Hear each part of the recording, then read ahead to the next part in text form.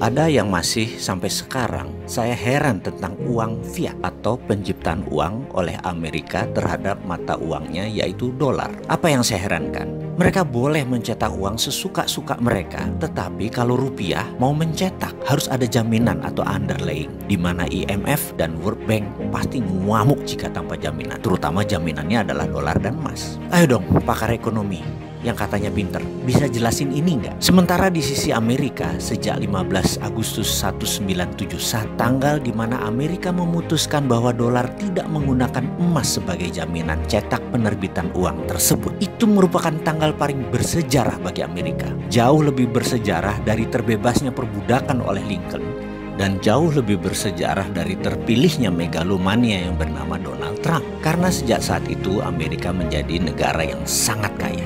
Kenapa? Karena mereka suka-suka cetak uangnya. Sesungguhnya kita harus berani menantang hal ini, terutama para pakar ekonomi kita, dengan pertanyaan sederhana, terbitnya dolar itu berdasarkan apa?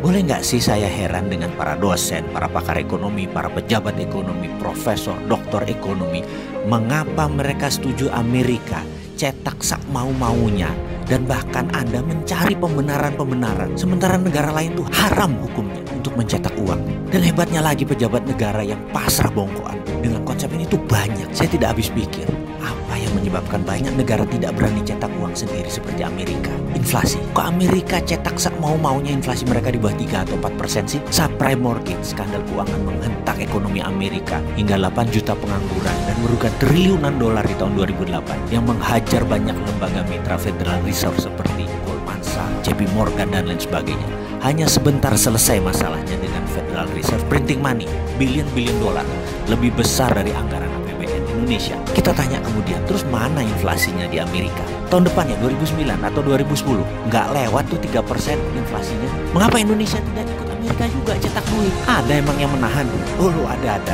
Yang namanya pakar ekonomi. Kayaknya ini yang masalah. Para pakar ini bisa kita curigai, jangan-jangan mereka sebenarnya yang berkedok dengan pakar ekonomi tersebut, yang merasa pintar ekonomi, yang udah dicekoki guru dari John Maynard Keynes, Milton Friedman, ilmunya Friedrich Hayek, ilmunya Ludwig von Mises, terus merasa paling benar dan paham ilmu ekonomi, jadi harus tetap ikut aturan IMF, taat pada dolar, taat pada Amerika. Kita harus pasrah bongkokan dengan aturan World Bank dan IMF.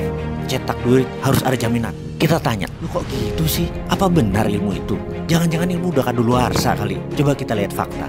Rupiah dipakai sebagai mata uang yang tidak pernah sekalipun menguat kekuatannya. Yang katanya oleh pakar ilmu ekonomi mereka itu teorinya benar, manut dengan IMF. Mana hasilnya? Mana buktinya teori yang Anda praktekkan itu tadi berusaha membuat rupiah menguat atau Indonesia berjaya ekonomi? Tetap saja inflasinya besar tuh, bahkan defisit neraca perdagangan juga besar. Tetap rupiah melemah sepanjang jagat.